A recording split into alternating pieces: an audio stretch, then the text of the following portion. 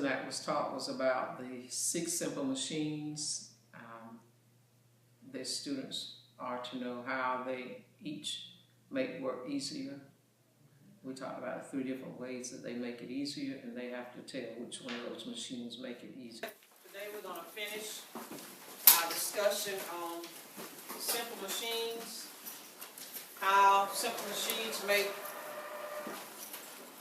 work easier, and our essential question when you leave out with your exit slips today, you should be able to tell me how simple machines. We do a lot of paraphrasing, and the way we start out the paraphrasing, we have science questions that are test-like questions, and they answer it, and we talk about it, they write notes, and I kind of say it 3 different times in order to give them a chance to get their notes, especially.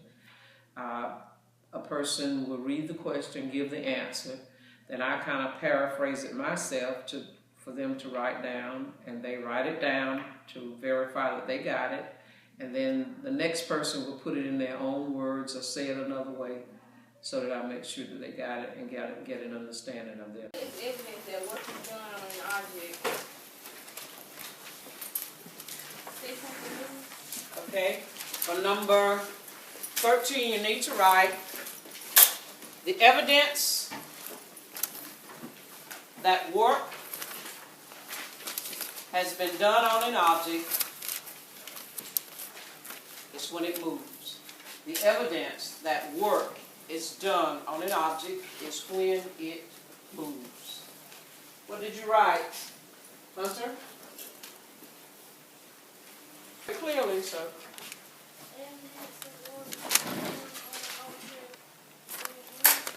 Okay, say it another way. I'll paraphrase it, Amina.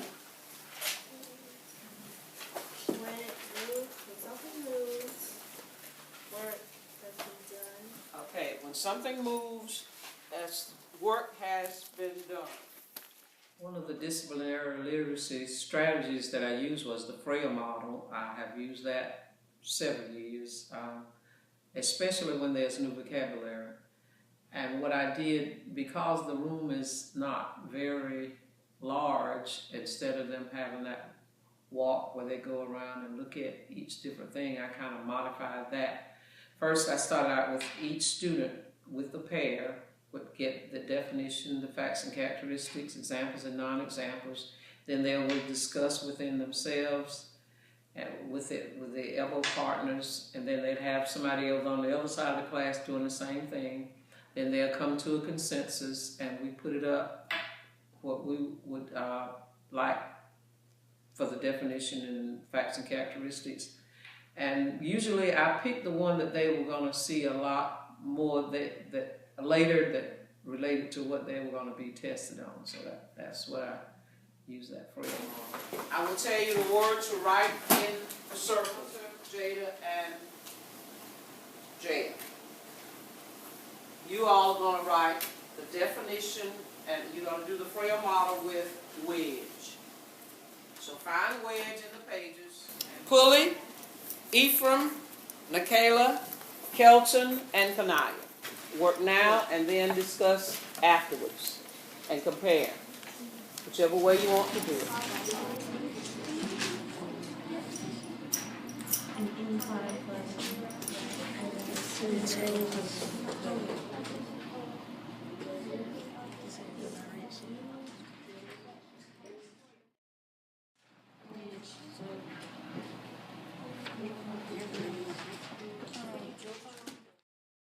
Definitions, we want them in your own words. We don't want a copy.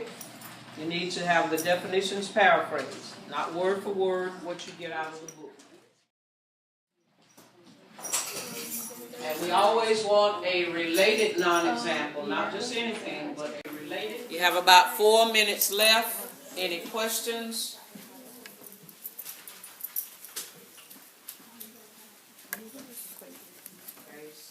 Everybody's about ready to report? Okay, her definition for wedge is, what is it? An inclined plane that moves. An inclined plane that moves. What's your definition, Hunter? Okay, an inclined plane that moves. Jaya, come up and give your facts and facts.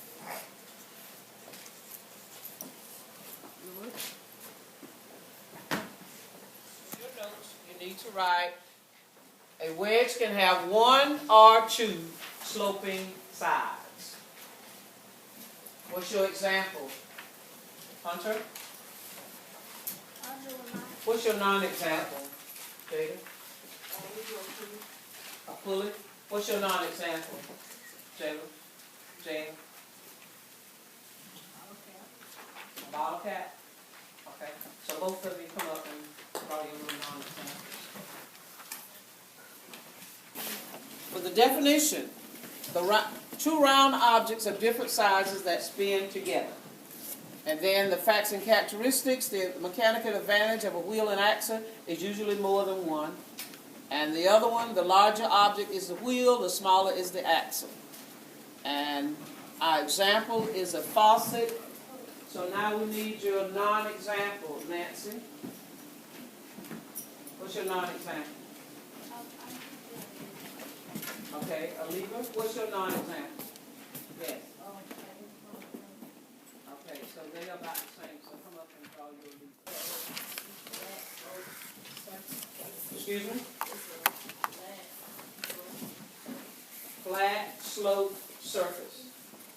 Anything different, Carson? I put a flat surface, kind of like a lamp. Okay, we need his sloping there, but then I want you to add his ramp. That might be your facts and characteristics of it. Okay, so come up and put the definition. It's an inclined plane. And I said as the inclined plane gets longer, the force to move the object gets smaller. That's very important that you need to know that. The longer the inclined plane, the less force you have to use to make it. So talk about objects that of different sizes that are attached and such, and when that can rotate together. Is that in your own words? Okay, well, we need it in your own words. See if you can say it another way in your own words. Two different sizes objects that rotate together. You leaving out key term, key part. They have to have a special shape.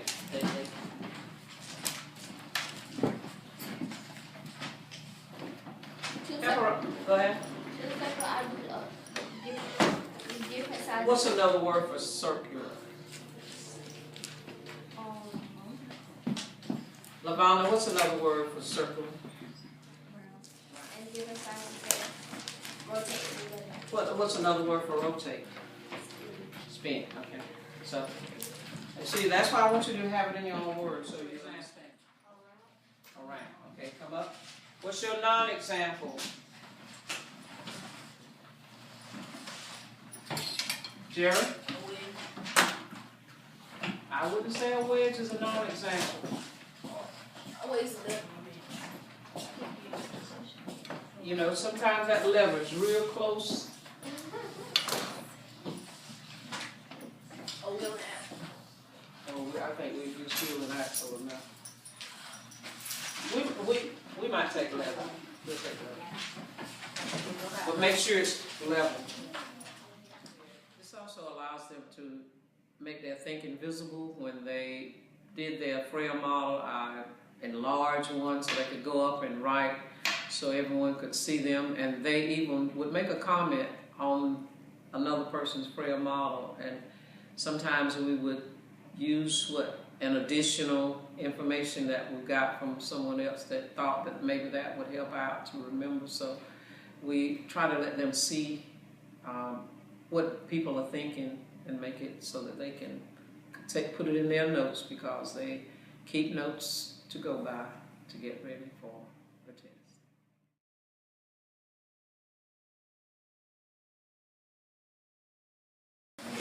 Name the 6 simple machines, Deja. The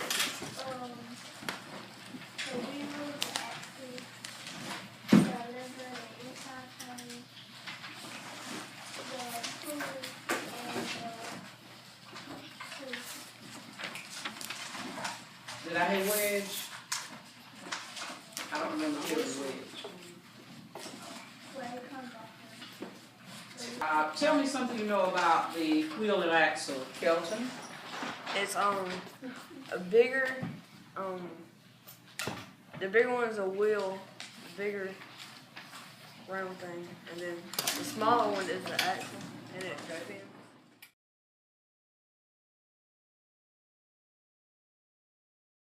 The exit slip, and I put about 4 or 5 different categories so that I can keep up with what they are doing. The exit slip, they will tell me exactly what they've done that day, and I will read them and I write them comments. You got it, or we need to talk a little bit more about this in detail, and that kind of gives me a starting point for my next lesson, understanding what they understand, or what they don't understand with the exit slip. And our topic is today 6 simple machines.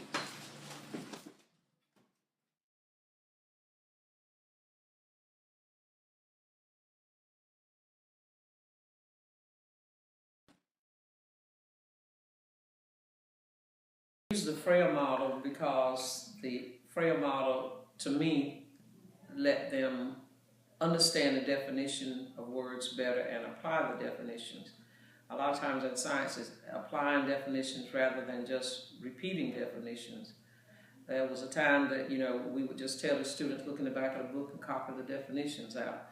But now they have to use their context clues and develop definitions from context clues while they're reading, and then get some other facts and characteristics that is not included in the definition itself. And then I would let them exchange and share what they have within the group, their elbow partners, or someone over in the other side of the classroom. And to me, they get a better understanding of the terms of especially the 6 simple machines that we were defining and trying to find out what they do and how they